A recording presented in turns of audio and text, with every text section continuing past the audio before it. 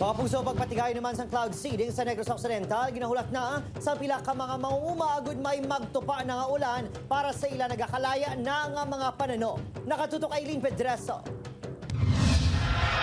Bangod sa nilista nga danyo sa agrikultura sa Negros Occidental, ilabi na sa industriya sang tubo.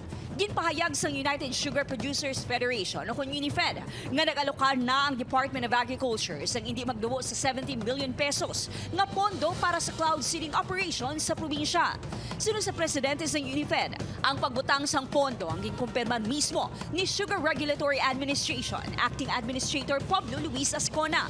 Administrator Ascona called me personally and assured me that they're moving kadamo naman cloud. Kabay pa nga padayono nila kaginsigita, no? Kay we need rain.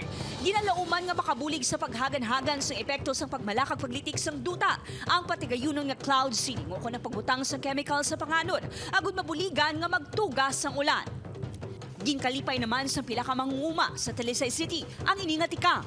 Hinyo nila nga masuguran na gilayon ang cloud seeding.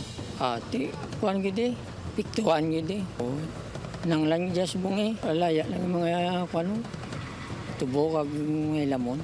Sa pinakauli nga datos ng UNIFED, naglabot na sa 1 kabilyon ang balor sang kalitan sa mga pananom nga tubo sa probinsya. Bangod sa mainit nga tiyempo, kag pila ka mga sugar mills sa probinsya ang temprano pa nga nagsira.